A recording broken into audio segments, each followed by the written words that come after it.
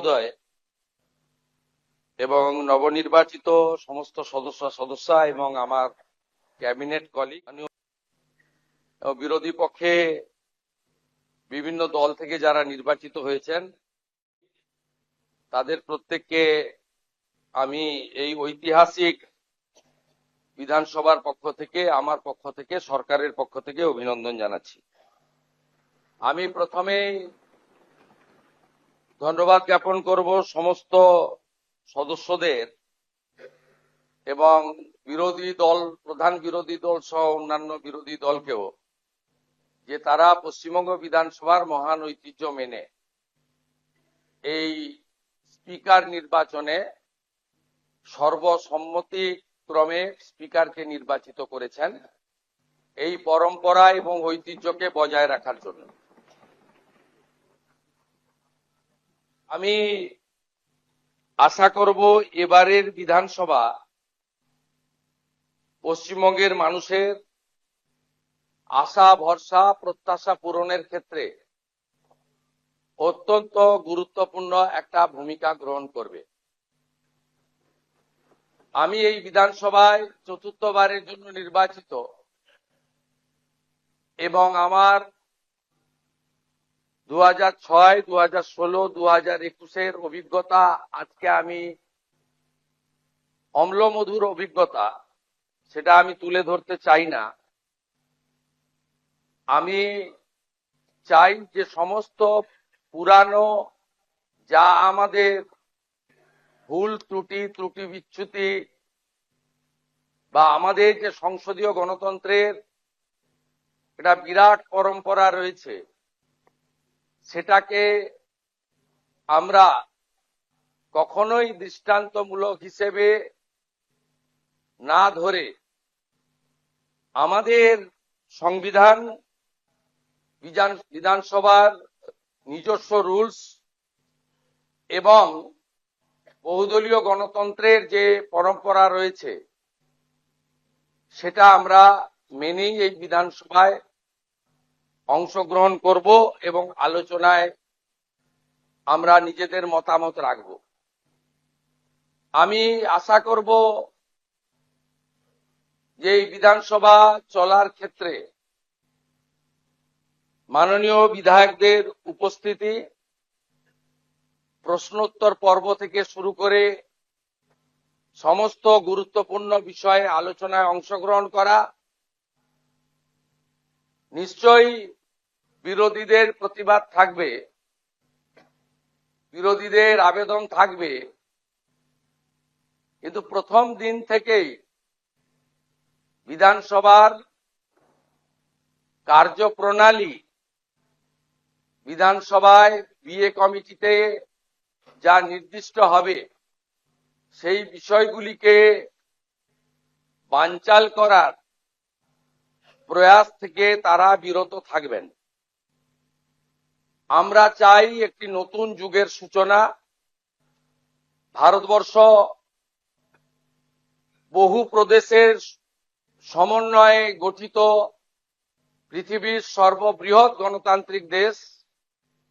অন্যান্য রাজ্যের বিধানসভার পারফরমেন্স, তার এলাকার বিধায়কের পারফরমেন্স সরাসরি মানুষ দেখতে পায়। আমাদের এই বিধানসভায় বিধায়কদের পারফরমেন্স, তারা আসছেন কি আসছেন না, তাদের যে উদ্দেশ্য নিয়ে এলাকার জনগণ নির্বাচিত করেন, তাদের দায়বদ্ধতা কতটা তারা পূরণ করছেন কি করছেন না, এগুলো সম্পর্কে ভোটার, গণদেবতা, জনতা জনার্দন তারা সম্পূর্ণ অন্ধকারে থাকে। তাই আমি আশা করব মাননীয় অধ্যক্ষের নেতৃত্বে এই ঐতিহাসিক বিধানসভা, যা 1947 সালের 20 জুন ডক্টর শ্যামাপ্রসাদ মুখার্জির নেতৃত্বে ভারত ভুক্তির প্রস্তাব গৃহীত হয়েছিল 58-21 ভোটে, সেই বিধানসভায় জনগণের নজরদারিকেও সুনিশ্চিত করার ক্ষেত্রে বিভিন্ন বিতর্ক, প্রশ্নোত্তর পর্ব, bill, budget, departmental budget, private member bill, calling attention, zero hour, mention ইত্যাদি সবকিছুই যাতে লাইভ সম্প্রচারিত হয় তার ব্যবস্থা গ্রহণ করা এবং এখানে বিরোধীদের তাদের কার্যপদ্ধতিও জনগণের জানার দরকার রয়েছে। আমরা কনস্ট্রাকটিভ অপোজিশন চাই, কারণ বহুদলীয় গণতন্ত্রে আমাদের সংবিধানে স্বীকৃত। আমরা চাই না বিধানসভা তার বিরোধী দলনেতা তাকে 11 মাস হাউসের বাইরে রেখে হাউস চলুক। আমরা চাই না কোন বিধায়ক শারীরিকভাবে নিগৃহীত হয়ে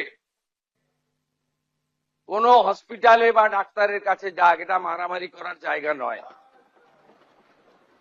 আমরা চাই দায়বদ্ধতা, ভাষা প্রয়োগের শালীনতা। আমরা চাই সংবিধানকে মাথায় রেখে সংবিধানের যে 3টি বিষয় রয়েছে, for the people, by the people, of the people, সেটাকে মেনে আমরা এই বিধানসভাকে এগিয়ে নিয়ে যেতে চাই। আজকে দীর্ঘ বক্তৃতা করা উচিত নয়।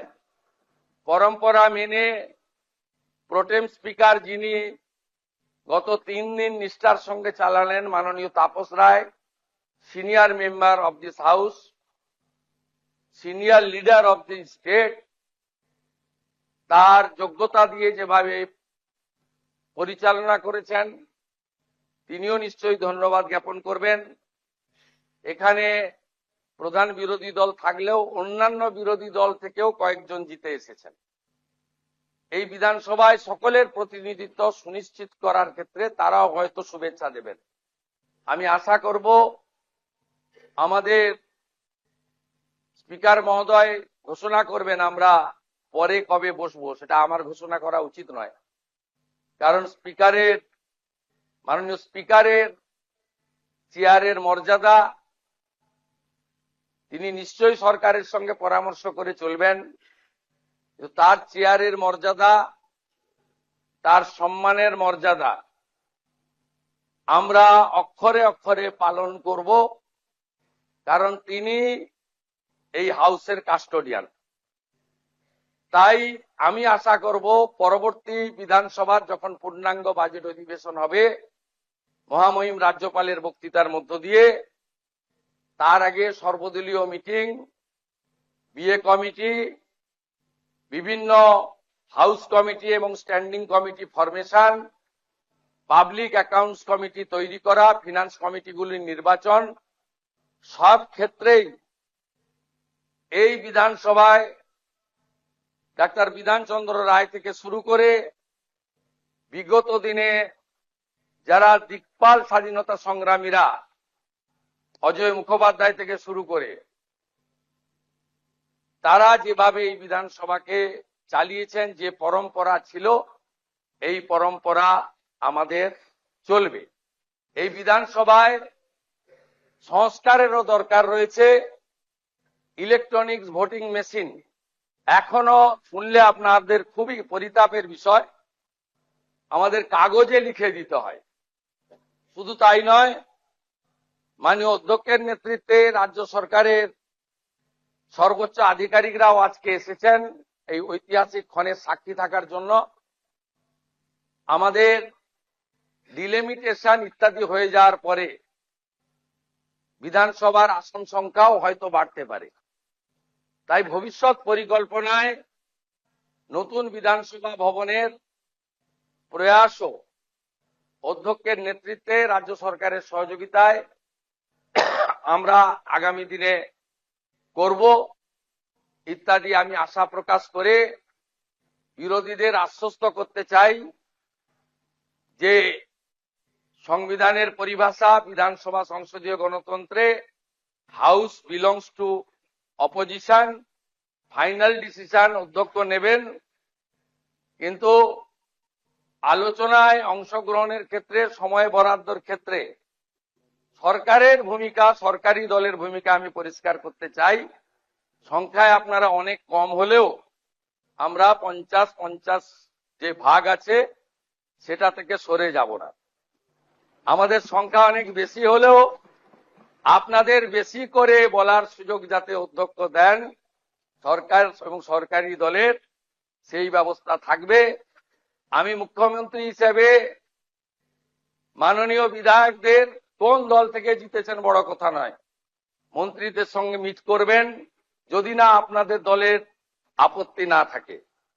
মন্ত্রীদেরও বলবো, বিরোধী দলের বিধায়করা অ্যাপয়েন্টমেন্ট চাইলে দেবেন।